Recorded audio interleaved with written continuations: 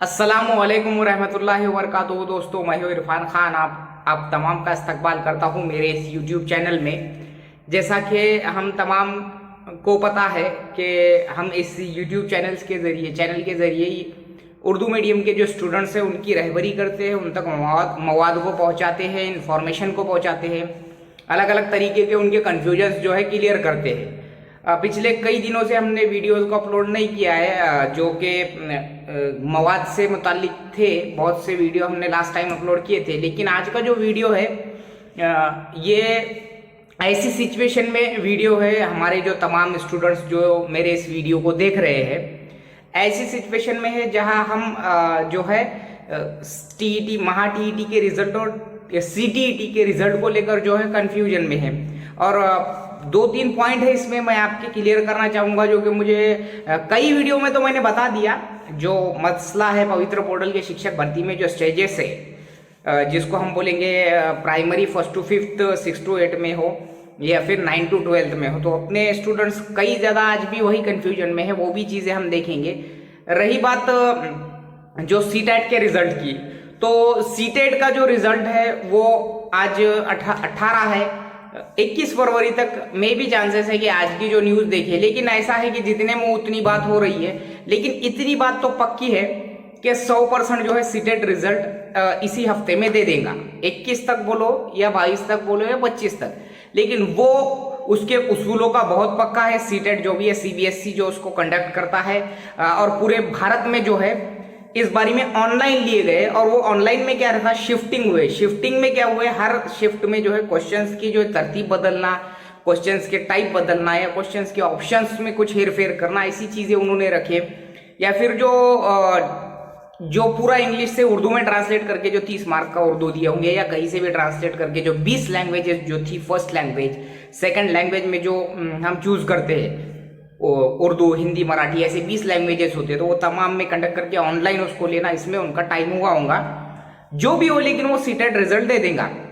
अब ये 21 को जो रिजल्ट आएगा वहाँ नॉर्मलाइजेशन का उन्होंने अभी तक कोई भी उल्लेख नहीं करे, कोई भी जिक्र नहीं करे। पहले उन्होंने अनाउंस करे थे कि मे भी हो सकता है कि हम इस्तेमाल करेंगे, और वो आज तक कहीं पर भी दिखाई नहीं दे रहा।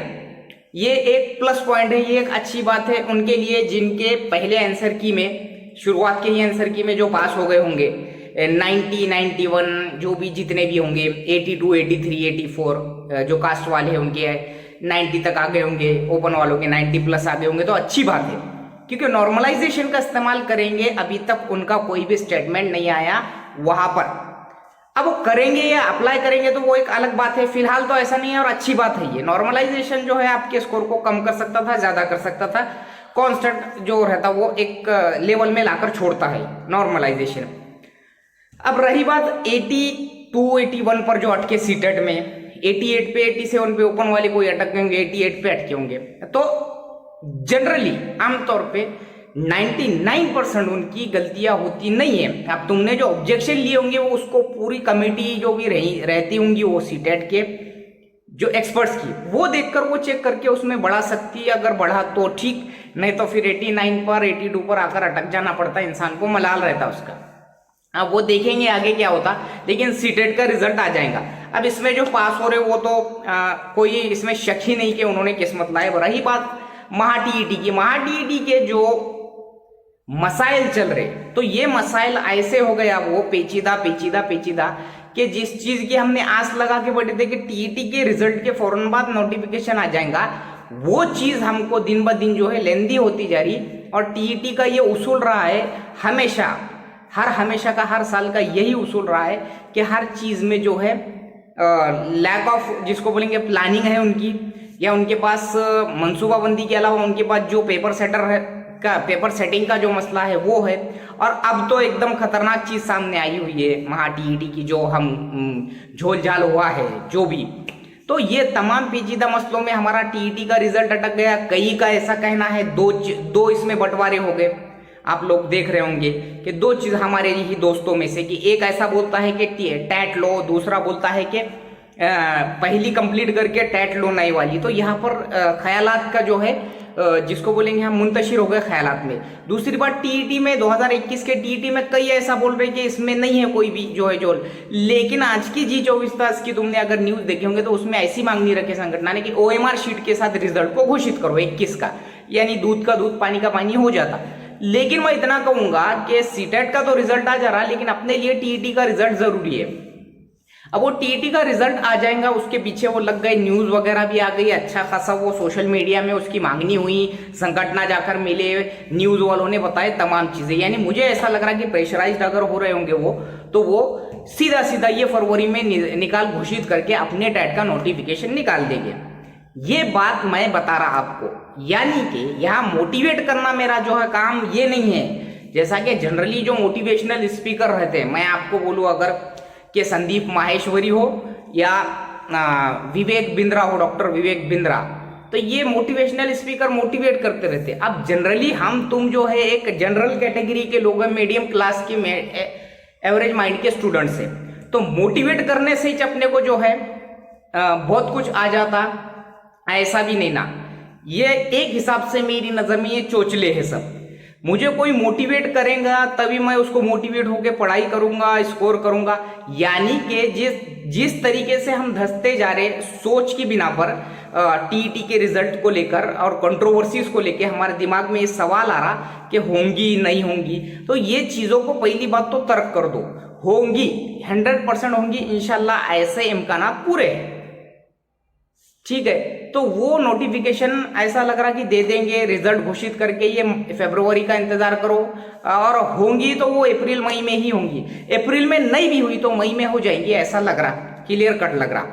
अब दूसरी जो चीज है, अब इसका जो दूसरा पहलू है कि ये पूरी कंट्रोवर्सीज जो है यहाँ पर, अगर उन्होंने जैसा टेट 2017 की भी जो है के भर्ती की उन्होंने मांगनी रखी कि उसकी भी करो चौकसी, तो यहाँ पर कुछ स्टूडेंट्स यानी ज्यादातर स्टूडेंट्स का ऐसा कहना, देखो वो जो इंक्वायरी है वो इंक्वायरी एक अलग चीज है, टेट की नोटिफिकेशन निकाल के भर्ती ले लो और भर्ती लेके जो भर्ती की प्रोसेस आगे रखो, ये चीज को मैं भी कई जगह पर सही मानता हूं।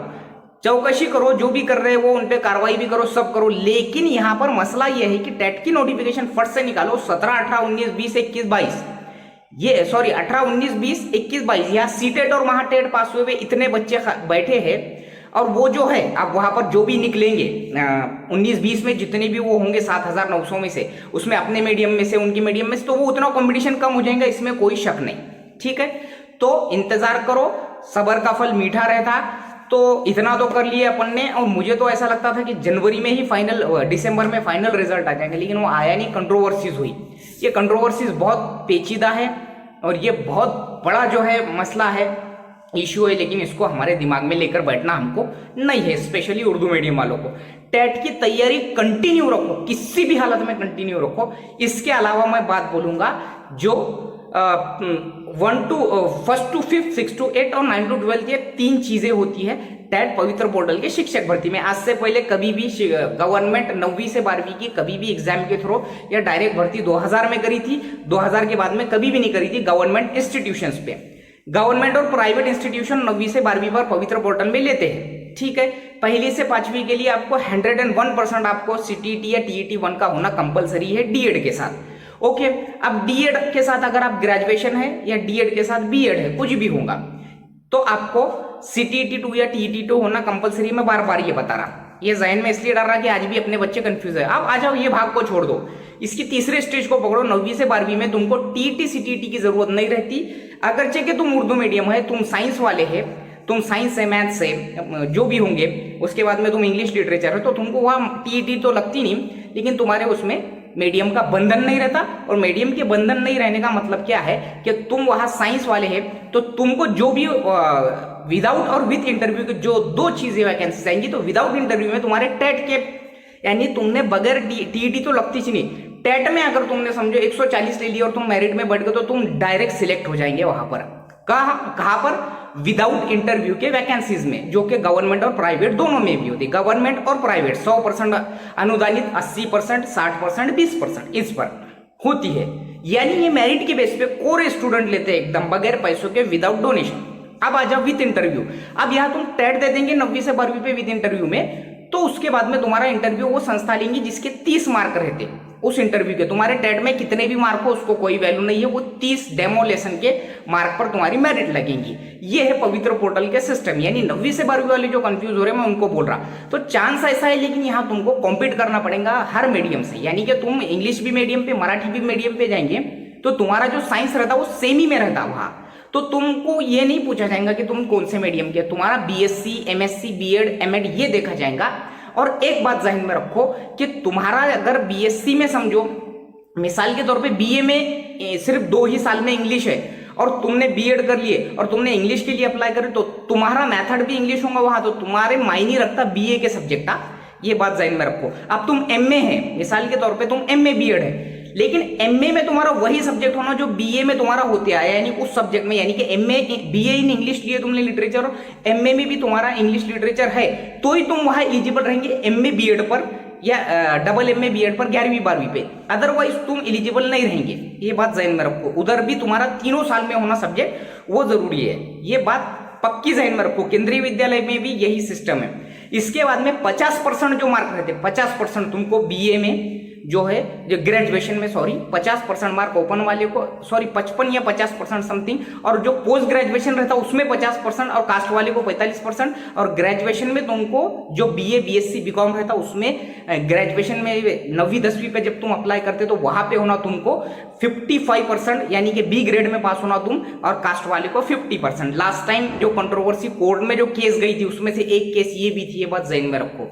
इंफॉर्मेशन को समझकर जो भी आता उसका फॉर्मेट आता, जब भर्ती से पहले नोटिफिकेशन आया उसको क्लियर पढ़ो, उसको समझो, ये चीज है। अदरवाइज 9वीं से 12वीं पे उर्दू मीडियम में वैकेंसीज बहुत कम आती है या ना के बराबर आती है। मैं ये बार बार बोल रहा। 6ठी 7वीं 8वीं पर साइंस मैथ्स की वैकेंसी बहुत ज्यादा इस बारी में भी रहेंगी। थोड़ा सोशल स्टडीज के बहुत ज्यादा प्रॉब्लम्स हैं, लेकिन तुमको टीईटी 2 होना कंपलसरी है। और पहले पेपर पे जाने के लिए, पहले 1st to 5th पे जाने के लिए टीईटी 1 कंपलसरी है। पूरे रूल्स चेंज हो गए। अब एनसीटी के हिसाब से ही रूल्स रहेंगे पूरे। पिछले बारी में बहुत नाइंसाफियां हुए टीईटी 1 वालों के साथ, वैसा इस बारी में नहीं होगा।